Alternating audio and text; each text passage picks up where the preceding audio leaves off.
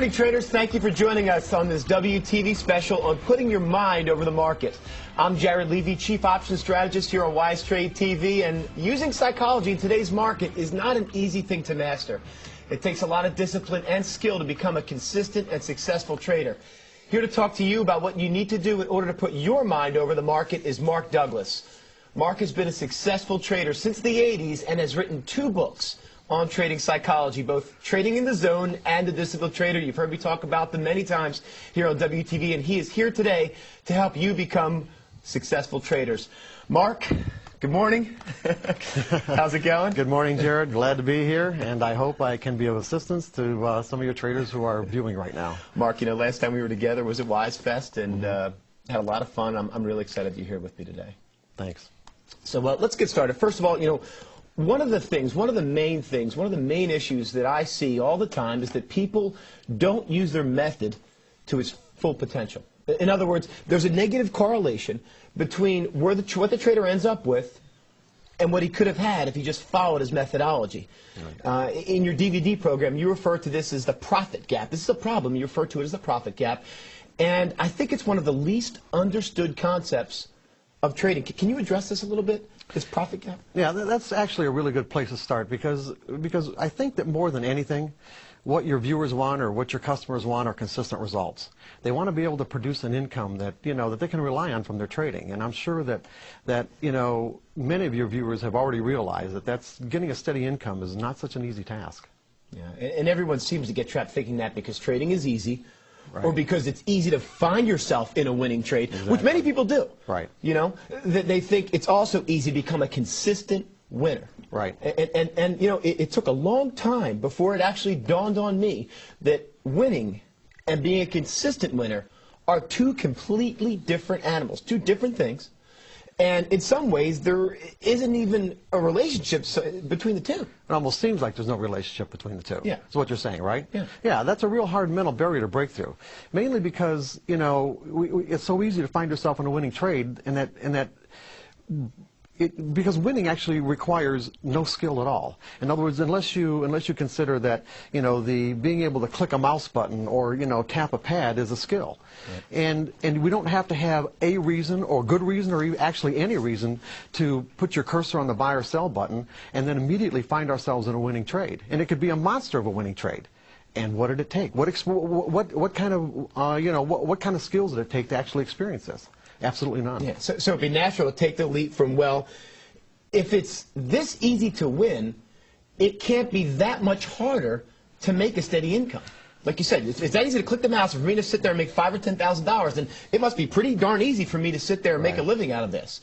You know, and that's what I thought for a long time, but that is not the case. No, and that's exactly how I started out too. And I know, not unlike a lot of other people who are willing to, let's say, give up a real high-paying career to be a trader because they thought it couldn't be that hard. So what makes consistency so challenging? What's the big hurdle there?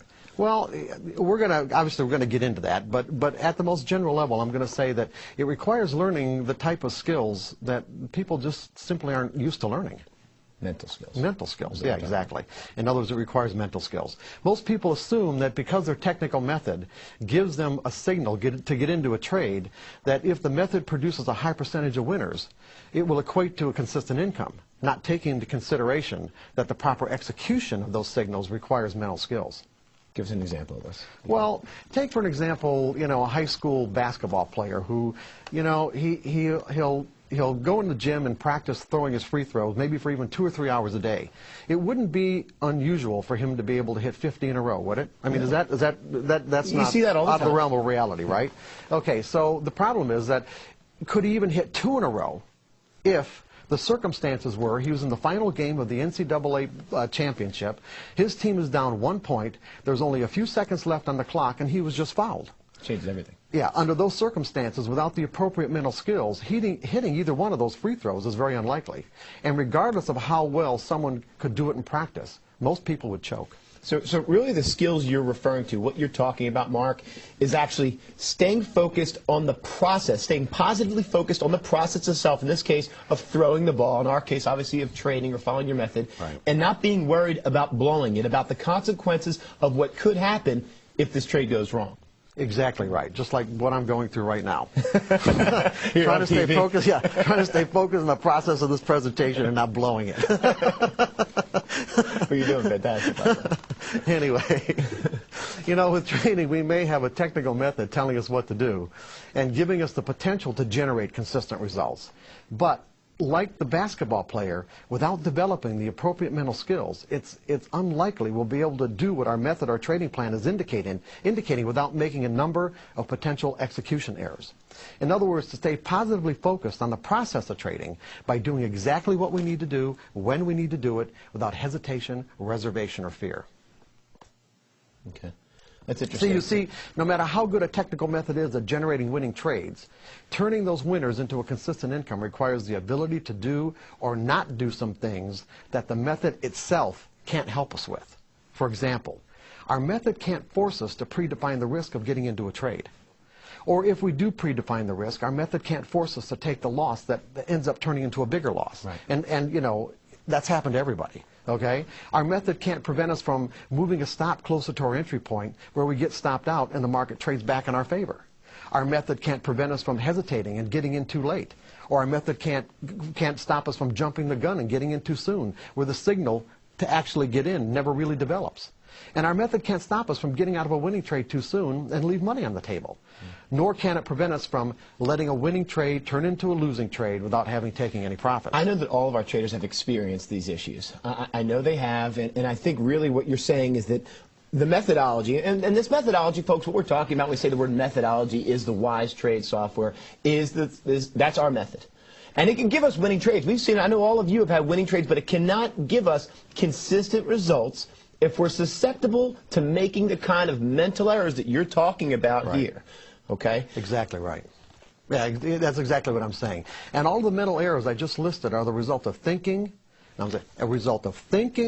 believing, or assuming that our technical method is telling us what's going to happen next on a trade-by-trade basis, and not understanding that technical methods aren't designed to do that. Technical methods and patterns are designed to put the odds of success in our favor over a series of trades. It may not seem like it on the surface, but there's some profound psychological implications here. What this means is the outcome of the signals generated by any technical method on a trade-by-trade basis are unique and random. In other words, there's no way to know in advance what the outcome to any particular signal will be or what the sequence of wins or losses will be over a series of trades. It's a mouthful. and I understand what you're saying. And I think, you know, we need to, first of all, know that many of our viewers out there are experiencing the same sort of thing, okay?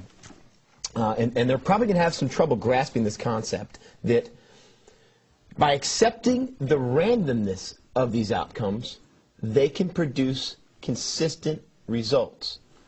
That's an odd concept. Yeah, but that's exactly what I'm saying, Jared. I know it's somewhat of a paradox to think that events that have a random outcome can produce a consistent result, but think about it. This is the principle that's been used by casinos for hundreds of years. Right. Technical methods and patterns will give the individual trader the same kind of advantage the casino has over the individual player. If the trader can think about